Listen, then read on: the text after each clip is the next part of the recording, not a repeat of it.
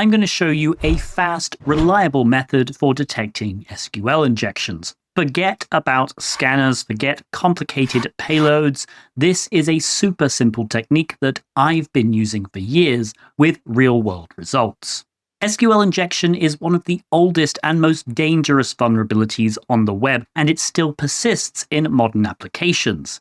But how do you detect it without sifting through hundreds of automated scanner findings or relying only on obvious error messages?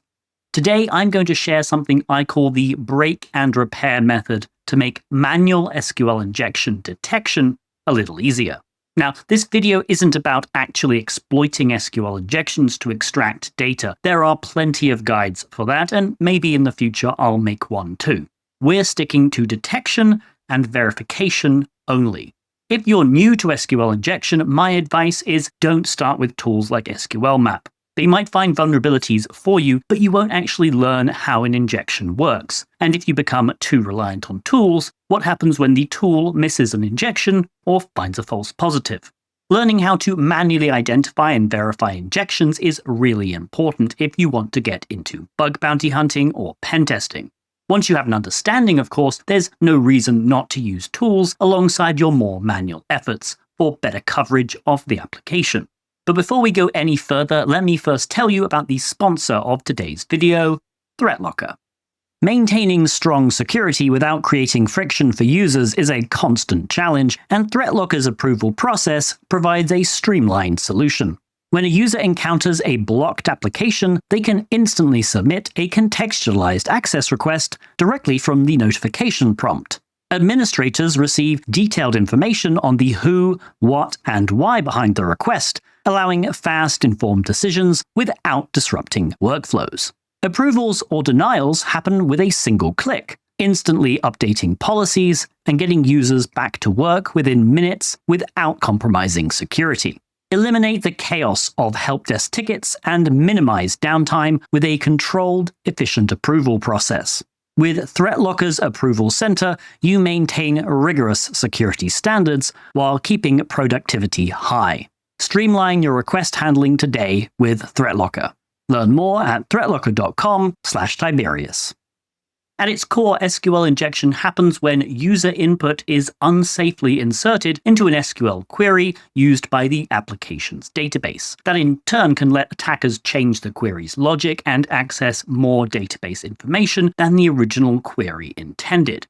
The first step of manual SQL injection testing is often to try to break a query by inserting unexpected structural data like a single quote, which is usually used to denote string data. Side note here, single quotes are the most popular way of denoting strings in SQL, but you can also use double quotes. I'm going to stick to single quotes for the rest of this video, but the techniques I go over work exactly the same if you use double quotes, so remember to try both. Error messages are often a really good indicator that you've broken the query. If you see a database error after adding something like a single quote, that's a strong sign of SQL injection. But modern applications often hide errors. No stack traces, no database messages, just a blank page or zero results. That's where error-based detection fails. In those situations, we need a better way to test, and that's where the break and repair technique comes in. It even works when the SQL injection is a Boolean blind, or what I prefer to call Boolean inferential type, when you can't see results from the query in the response, but you can still infer them from how the application behaves. As a caveat, this method won't work for injections which require the use of sleep functions to detect. The first step in this technique is to find some valid value for the parameter we are testing. A valid value is any normal value which results in some positive application response. For example, if you're testing the search functionality of an e-commerce site and the search term shirt returns a page containing 23 results, that's a good valid value because getting 23 results is a positive outcome for a search. While not strictly necessary, it's often a good idea to find a corresponding invalid value. This is a normal value which results in some negative application response. It's important to remember that we're not trying to inject payloads at this point. We just want to see what a negative application response looks like. For an e-commerce site's search, a negative response would be one where no results are returned. So we could enter some random letters or choose a word that is unlikely to appear. This just gives us a couple of requests to compare our testing to. The next step is to take our valid value and use it to break the query. So in our example, we know that searching for the word shirt normally returns 23 results. We can try to break the query by appending a single quote to the value shirt. Now, a few things could happen here. If we're really lucky, we might get some kind of error response that isn't the negative response we were already aware of. For example, we may get a 500 internal server error, even if there's no error message in the response itself. This would be a really good indicator that there's some kind of injection going on. However, we could also just get the standard negative response, 0 results returned. Either way, it doesn't matter, because the neat thing about this technique is neither of those responses ultimately matter to us, just that we get a different response to the valid value. The final step is to repair the broken query. Now, at this stage, we don't actually know if we even broke the query, we're just assuming we did because we got a different response. It's possible, actually very probable, that we're just getting a standard negative response because our value didn't return any results. However, what if by adding more characters to our value, we end up with the same response as our initial valid value? That is, we have a negative result, and by adding more data, we somehow turn it into a positive result. This wouldn't make any sense for most applications unless we were dealing with a broken query that we had managed to fix again. This is what I mean by repairing the query. We assume that the single quote broke the query, and we add data to repair the break, which means the query returns the initial positive result. So, what can we add to repair a break caused by a single quote? Well, a lot of guides online will tell you to simply try another single quote, and this can indeed work. However, I don't like it because when it doesn't work, people may just assume there's no injection. Instead, there are 3 separate repairs you can perform which almost always work against the most common database variants. Not only that, but they are all effectively guaranteed to be do-nothing operations, i.e. when the repair works, the repaired query works in exactly the same way as the initial query. This is because these 3 repairs are all string concatenations. The principle behind this idea is simple. If our valid value is a string in the SQL statement, and we break out of that string, then use a concatenation operator, and finally break back into the string, all we've done is concatenate our valid value with whatever came after it in the SQL statement.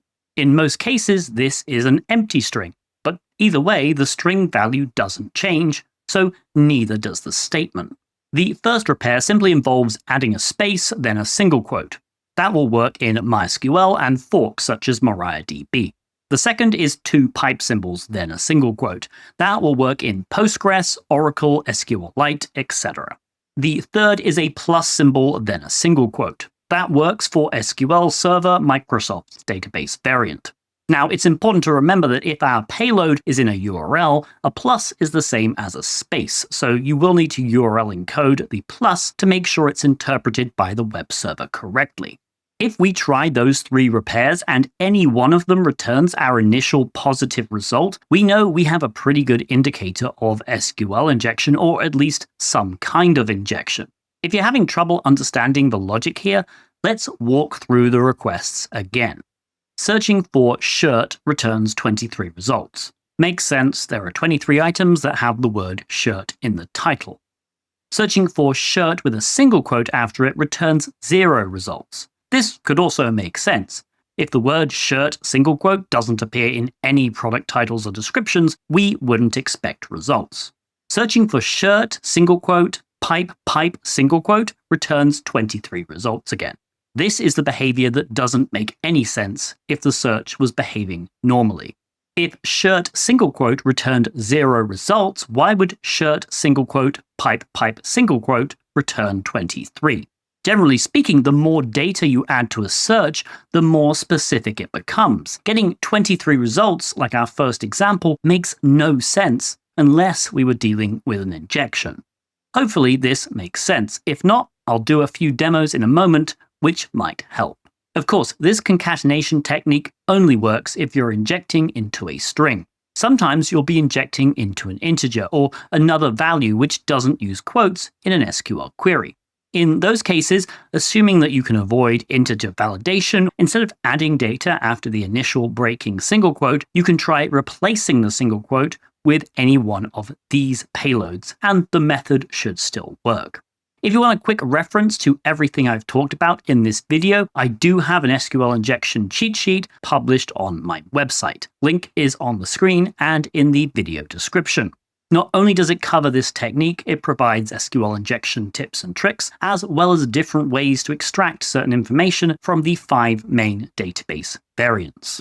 Okay, now I'm going to demonstrate this technique in a few Portsfigure Web Academy labs. I won't be solving the labs because ultimately this technique is about detecting SQL injection more than it is about exploiting it.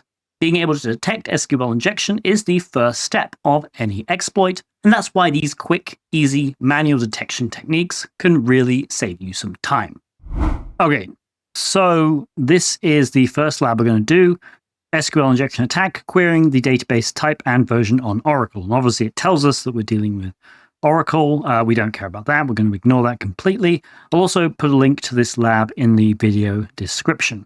So this is the lab booted up, and I believe the injection point is in this category search. So you see we have filter, category equals, lifestyle, pets, toys and games, gifts. If we click on the gifts category, we see we get 4 different results, okay, for the category gifts. So gifts is going to be our valid value. We know that anytime we put gifts up here as a category, we're going to get these 4 results. So let's try and find an invalid value, and the easiest way to do that is probably just to type ASDF, right? That's not a valid category. It's just a few basically random letters. And as you can see, it gets reflected here, but there are no search results. So we know that an invalid category value is going to return 0 results. So if we go back to gifts, we can see again, it returns 4 results. Let's put a single quote and break the query, and we get an internal server error. So this isn't necessarily a database error. There could be multiple reasons why we get an internal server error. It's pretty useful though, right? It's indicative that something's going on, potentially. So that's with gifts and a single quote. So now let's try a repair. And obviously the first repair we're going to do is a space followed by a single quote. And we still get internal server error. So let me take out that space again. Let's do 2 pipe symbols and a single quote. Okay, and here we go. So we know gifts, single quote, pipe, pipe, single quote. It returns 4 of the search results again. So this value, which is clearly not the same as gifts, returns the same result as just searching for gifts. And we can replace these 2 symbols with %2b, which is a URL encoded plus symbol, and you'll see we get back to that internal server error. So let's go back to this gifts concatenation here, and you can probably see, right, this, it might be a bit easier to visualize, right? We're basically concatenating gifts with an empty string over here. But we can actually shift this. It doesn't matter where the concatenation goes, as long as we keep the word gifts intact somehow. So, for example, we could start with the word GIF and try and concatenate it with the letters TS. And so we can do that by removing TS from gifts up here and putting them over here. And we get the same thing again. All right, so exactly 4 results. And this might be just an easier visual way to understand what's going on. Because we've injected this as an SQL injection payload, all we've done is on the database side, we've just sent the word gifts just in a different way, right? This is exactly the same as just using the word gifts as is. We've just used an SQL injection to concatenate 2 strings together, which still results in the word gifts. And so this is really strong evidence right here that we are dealing with an SQL injection of some kind. Okay, so the second lab we're going to do here, SQL injection attack, querying the database type and version on MySQL and Microsoft. Now, I know for a fact that MySQL is actually the database we'll be dealing with here, but again, doesn't matter. We're going to do the exact same thing. And we have almost the exact same shop as before, right? So we have this category search. If I search for pets, right? Category equals pets. We get 4 pets, okay? 4 results for pets. So this is going to be our valid value. And again, if we turn this into ASDF, we see this is going to be our invalid value and it returns no results. So if we go back to pets, let's break the query and we get an internal server error again. And if we try our repair, which is going to be a space and a single quote, we get back 4 results again. So this is pretty indicative that we have some kind of SQL injection. We broke the query, we repaired the query. Now I'm going to show you something interesting though. If I replace this space, which is %20, with 2 pipe symbols, oh look, we get something interesting, right? This also works. But I told you this didn't work on MySQL. There's a reason for this. And if I actually replace the 2 pipe symbols with a plus, which is obviously %2b, we get even weirder results. Instead of 4 things, we get a lot of things. This is something I actually did a talk on. This is a really bizarre quirk of MySQL, and I'm not going to explain it in detail now. I think I do have a talk on my channel about this. It's called SQL.